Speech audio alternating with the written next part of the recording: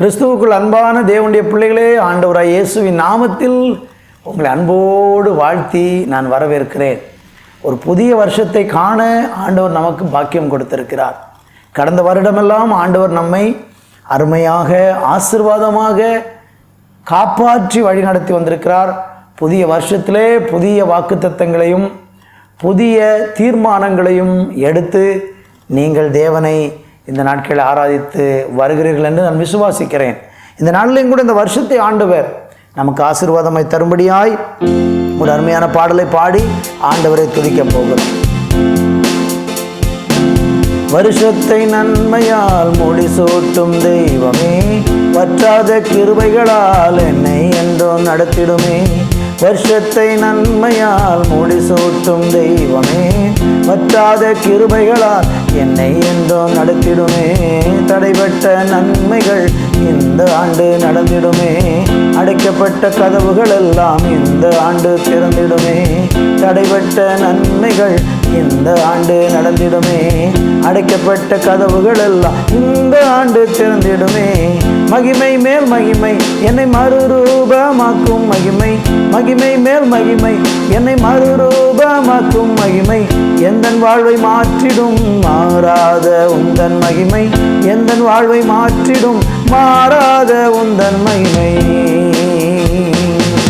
அவர் தமது ஐஸ்வர்யத்தால் என் குறைவாய் நிறைவாய் மாற்றி, அவர் தமது ஐஸ்வர்யத்தை என் குறைவால் நிறைவாய் மாற்றி, என் வாயை நன்மையால் திருப்தியாக்கும் நல்ல வருஷம், என் வாயை நன்மையால் திருப்தியாக்கும் நல்ல வருஷம்.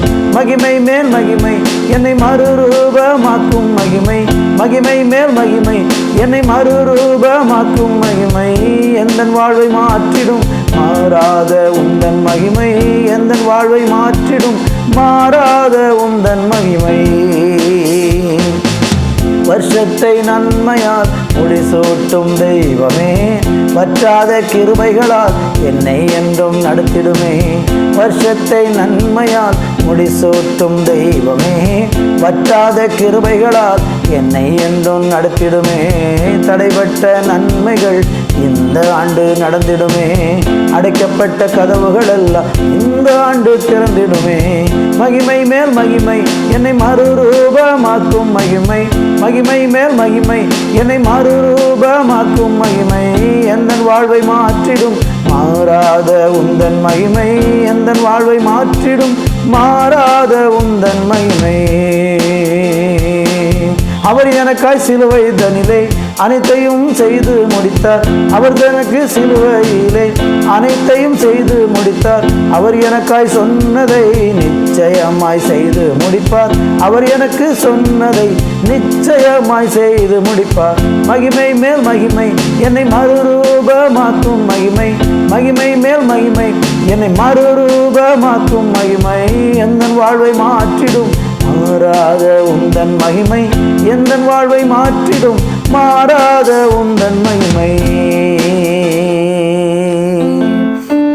வருஷத்தை நன்மையால் முடிசூட்டுகிற தெய்வம் இந்த ஆண்டை முழுவதும் ஆசீர்வதிக்கும்படி இந்த ஆண்டினுடைய துவக்கம் முதல் முடிவு வரையிலும் ஆண்டவரே உங்கள் மாறாத பிரசன்னம் எங்கள் கூடவே இருக்கட்டும். தகப்பனே, இந்த நல்ல நாளை காண செய்த பரிசுத்தமுள்ள தேவன் அப்பா, இந்த வருஷத்தின் ஒவ்வொரு நாளும் ஒவ்வொரு நொடியும் ஒவ்வொரு இமைப்பொழுதும் எங்கள் கூட இருந்து எங்களை அருமையாக நடத்துவீராக என்று சொல்லி உங்களுடைய சமூகத்தை நோக்கி பார்க்கிறோம். தொடர்ந்து நீர் ஆசீர்வதியும். இயேசு கிறிஸ்துவின் நாமத்தில் ஜெபிக்கிறோம் எங்கள் நல்ல பிதாவே, ஆமேன் ஆமேன். கர்த்தருடைய பிள்ளைகளே, ஆண்டவராய் இயேசுவின் நாமத்திலே உங்களை அன்போடு நான் வாழ்த்துகிறேன். இந்த நாளிலேயும் கூட ஒரு வேத பகுதியை வாசிக்கப் போகிறோம். சங்கீதம் 65 சங்கீதம் 11வது வசனத்தை நான் வாசிக்கிறேன். வருஷத்தை உம்முடைய நன்மையால் முடிசூட்டுகிறீர், உமது பாதைகள் நெய்யாய் பொழிகிறது.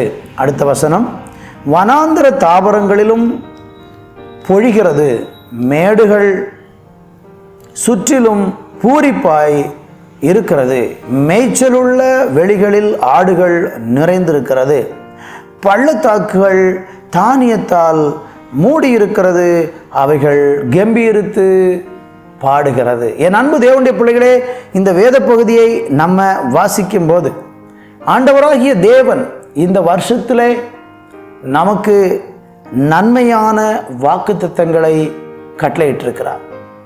நீங்கள் ஆலயத்துக்கு சென்றிருப்பீர்கள், கர்த்தரை ஆராதித்திருப்பீர்கள், தேவ ஊழியர்கள் உங்களுக்கு ஜெபித்து தேவனுடைய வாக்குத்தத்தங்களை, இந்த வருஷத்துக்குரிய வாக்குத்தத்தங்களை எல்லாம் உங்களுக்கு எடுத்து கூறி உங்களை ஆசீர்வதித்திருப்பார்கள். அந்த ஆசீர்வாதங்கள் தேவன் நமக்கு வாக்கு பண்ணி நமக்கு கொடுப்பேன் என்று சொன்ன அந்த ஆசீர்வாதங்கள் நம்முடைய வாழ்க்கையில் நிச்சயமாக நடக்கும், நிறைவேறும். இந்த சங்கீதத்தை தொடங்கும் பொழுது சங்கீதக்காரன் அதனுடைய 2வது வசனத்தில் இப்படி சொல்லுகிறார்: ஜெபத்தை கேட்கிறவரே, மாம்சமான யாவரும் உம்மிடத்திற்கு வருவார்கள். என் அன்பு கர்த்தருடைய பிள்ளைகளே, ஜெபத்தை கேட்கிற ஆண்டவர், ஜெபத்துக்கு பதில் கொடுக்கிற ஆண்டவர், ஜெபிக்கிற பிள்ளைகளை ஆசீர்வதிக்கிற ஆண்டவர். இந்த வருஷத்தின் ஆரம்பத்திலேயே நீங்கள் தீர்மானம் எடுத்துருங்க, நான் வேதத்தை ஒழுங்காக வாசிப்பேன், நான் தேவ சமூகத்திலே ஒரு ஆயத்தத்தோடு கூடிய ஒரு ஜெபத்தை நான் செய்வேன் என்று இந்த ஆண்டின் ஆரம்பத்திலேயே நீங்கள் தீர்மானம் எடுத்து இடைவிடாத ஒரு ஜெபமும் தடைபடாத ஒரு வேத வாசிப்பும் உங்கள் வாழ்க்கையில் இருக்குமானால் இந்த வருஷத்தை ஆண்டவர் நன்மையினாலே முடிசூட்டுவார். உமது பாதைகள் நெய்யாய் பொழிகிறது. கர்த்தருக்கு மகிமை உண்டாகட்டும். அருமையான தேவனுடைய பிள்ளைகளே, ஆண்டவர் சொல்லுகிறார், வருஷத்தை உம்முடைய நன்மையால் முடிசூட்டுகிறீர். அப்போ ஆண்டவர் வருஷத்தை நன்மையினால நிரப்புகிறார். வருஷம் முழுவதும் தேவன் நமக்கு நன்மையானதை காணும்படிக்கு செய்வார். அப்போ நீங்கள் கேட்பீங்க, இந்த வருஷத்தில் அப்போ எதுவுமே தீமை நடக்காதா, நன்மை மட்டும்தான் நடந்துக்கிட்டே இருக்குமா என்று நீங்கள் கேட்கலாம். நான் உங்களுக்கு சொல்லுகிறேன், சில காரியங்கள் தீமையாக நம்ம வாழ்க்கையில் நடந்தாலும் நீங்கள் விசுவாசிக்க வேண்டும், அந்த தீமைகள் நன்மையாக முடியும். அதுதான் நம்முடைய விசுவாசம். அதுதான் நன்மையாக முடியும். ஏனென்றால் வேதம் சொல்லுகிறது, யாக்கோபுக்கு எழுதின நிருபத்தில் நீங்கள் 1ஆம் அதிகாரத்தில் வாசிக்கும் பொழுது, நன்மையான எந்த ஈவும் பூரணமான எந்த வரமும் பரத்திலிருந்து உண்டாகி சோதிகளின் பிதாவினிடத்திலிருந்து இறங்கி வருகிறது. ஆண்டவர் நமக்கு நன்மைகளை கொடுக்கிற தேவனாக இருக்கிறார். கர்த்தருக்கு ஸ்தோத்திரம்.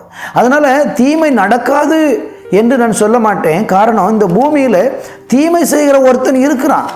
அவன் தம்முடைய ஜனத்துக்கு விரோதமாக தீமை செய்து கொண்டிருப்பான். ஆனால் கர்த்தர் என்ன செய்வார்னா, அந்த தீமையை இந்த வருஷத்தில் நன்மையாக மாற்றுவார். நீங்கள் விசுவாசிக்கணும். தேவன் தம்மிடத்தில் அன்பு கூறுகிறவர்களுக்கு சகலமும் நன்மைக்கு ஏதுவாக நடக்கிறது என்று சொல்லப்பட்டிருக்கிறது. அதனால் தீமையை கண்டு பயப்பட வேண்டாம், தெய்வம் அதை நன்மையாக மாற்றுவார். இன்னும் நீங்கள் வாசித்து பாருங்கள், சங்கீதம் 85:12 சொல்லுகிறது, கர்த்தர் நன்மையானதை தருவார். கர்த்தர் நன்மையானதை தருவார். வருஷத்தை நன்மையினால் முடிசூட்டுகிற தெய்வம் சொல்லுகிறார், நன்மையானதை தருவார். நம்முடைய தேசம் தன் பலனை கொடுக்கும். அப்படியானால் ஒரு பெரிய ஆசீர்வாதத்தை இந்த வருஷத்தில் தேவன் வைத்திருக்கிறார். அதெல்லாம் நம்ம விசுவாசத்தோடு அறிக்கை செய்து சுதந்திரித்து கொள்ளணும். பாருங்கள், நீங்கள் வாக்குத்தத்தங்களை பெற்றிருப்பீங்க. அந்த பெற்றுக்கொண்ட வாக்குத்தத்தத்தை வைத்து என்ன செய்யணும்? எப்படி அதை சுதந்திரிக்க முடியும்? அறிக்கை செய்கிறதன் மூலமாய், அதை விசுவாசிக்கிறதன் மூலமாய், கர்த்தர் எனக்கு இதை கொடுத்திருக்கிறார், இதை என் வாழ்க்கையில் செய்வார் என்று நீங்கள் நம்பி விசுவாசித்து அறிக்கை செய்கிறதன் மூலம் அந்த நன்மையை, பலனை நீங்கள் இந்த வருஷத்தில் தொடர்ந்து பெறப்போகிறீர்கள். சந்தோஷத்தோடு இந்த வருஷத்தை நம்ம துவங்குவோம். மகிழ்ச்சியோடு இந்த நாட்களை நினைப்போம். ஜெபத்தோடு முன்னேறுவோம். வருஷத்தை நன்மையால் முடிசூட்டுகிறீர். ஆமேன். பாதையெல்லாம் நெய்யாய், அவருடைய பாதையெல்லாம் நெய்யாய் பொழிகிறது என்று சொன்னது போல அப்படிப்பட்ட நிறைவை தந்து உங்களை ஆசீர்வதிப்பாராக. ஜெபிக்கலாமா?